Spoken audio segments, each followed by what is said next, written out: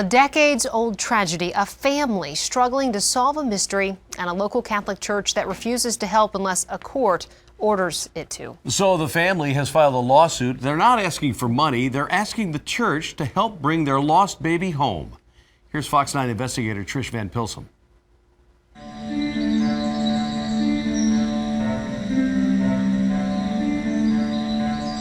Toward the center of the cemetery, Christ on the cross towers over a memorial to the unborn children, protectively. But who in this place that is supposed to be sacred is taking care of the lost babies? When they buried the baby, they forgot to mark it down wherever they keep it. In fact, after months of research, the Fox 9 investigators discovered it happened time and again at St. Hubert's Catholic Cemetery in Chanhassen. And when families tried to get answers, they were simply turned away. They goofed, and they don't want to admit it. Our story begins in 1963 in what was the township of Eden Prairie. Patricia and John Rogers were expecting their fifth child, and it wasn't going well. I was afraid something would happen, so I took a little bonnet. Toward the end of the pregnancy, she pulled me aside. I was 12. And a little kimono, flannel kimono. Yeah. And I put it in the drawer, and I told Corey, in case something happened to the baby, that this is what the baby should be buried in. Baby Maria was born by C-section at Methodist Hospital on April 26th. Baptized by a Catholic nurse at the hospital, Maria lived for one day. 50 years later, her dad, John Rogers, still struggles talking about all the things that happened next. It's reasonable to be sad about losing your daughter. Yep. I had to lose her once. Mm-hmm.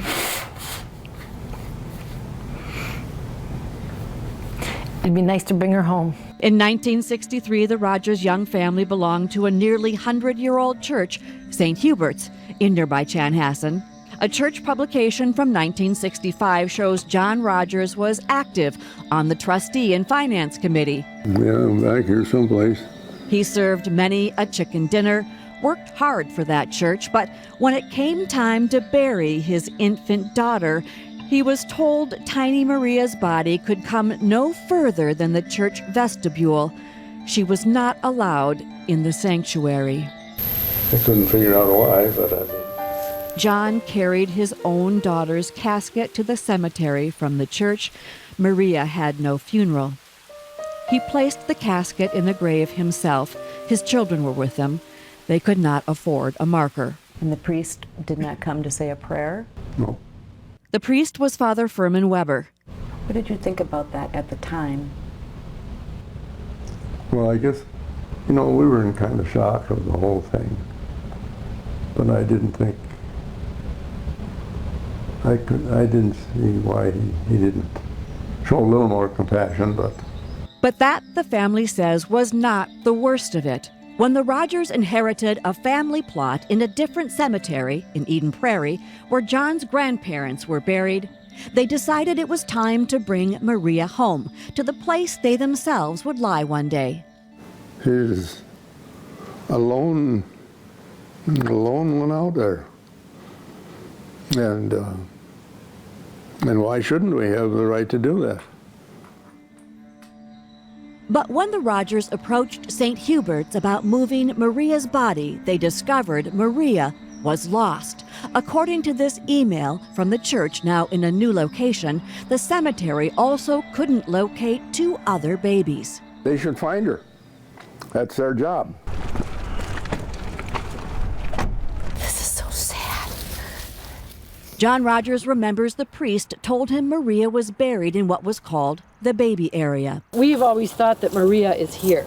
It appears the church is able to locate only the babies whose families could afford to pay for plots and markers. We call the ministry of burying the dead a corporal work of mercy. John Sherrick of the Catholic Cemeteries talked with us because no one at St. Hubert's would, but even he acknowledged money should not be a factor in whether their records are kept or how they're served with the burial. I think the question that we've been trying to uncover is, why won't they help my parents find this little baby? In court documents, the church gives 3 reasons. The first, that the family has simply waited too long. I think the expectation is that they're going to be buried there forever. But just 2 years ago, a baby buried longer than Maria was moved from St. Hubert's baby area to be with his father's grave.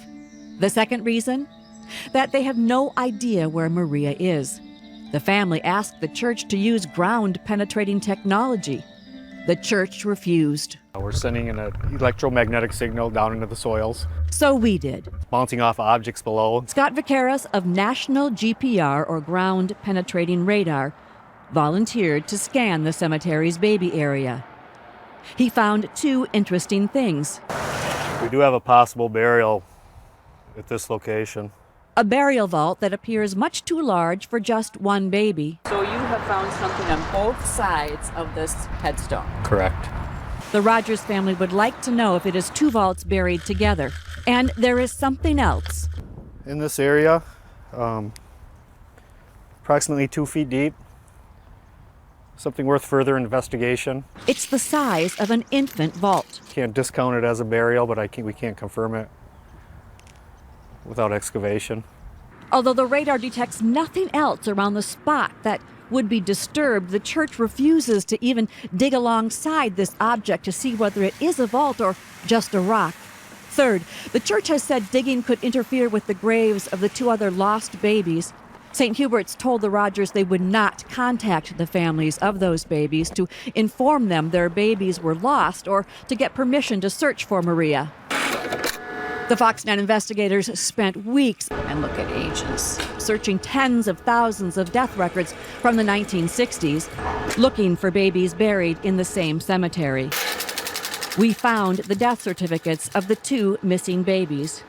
Right here, St. Hubert's, that's what we're looking for.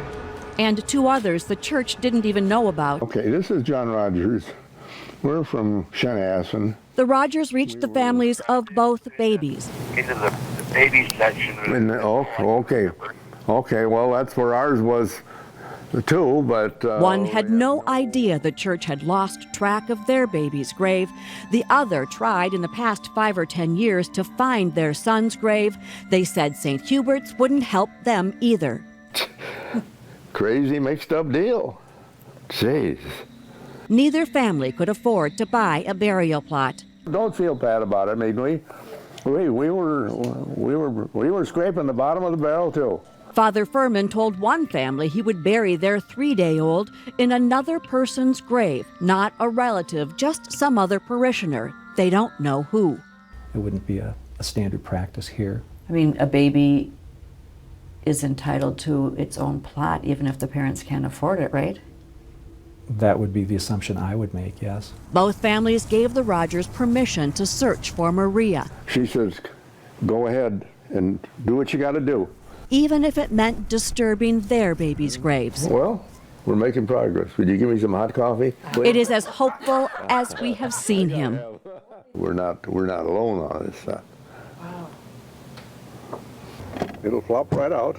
But when they took all this information to St. Hubert's, Didn't budge one bit as far as giving us any help.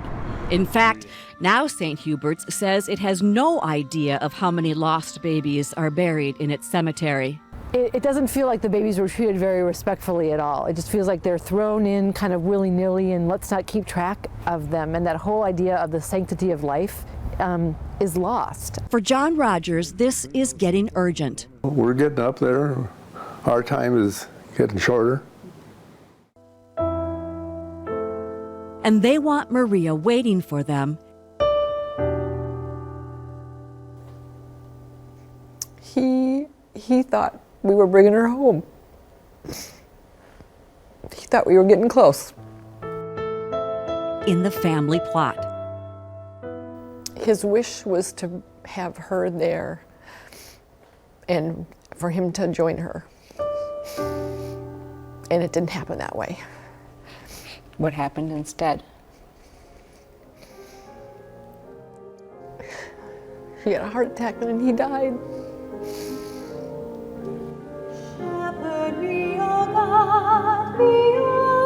John Robert Rogers died May 3rd, eulogized as a man with huge hands and a huge heart, a man who did for others. He asks for very little. He asks for very little. And could solve every problem that came his way. He taught me that with a little common sense, a little know-how, and a lot of determination and patience, anything is possible.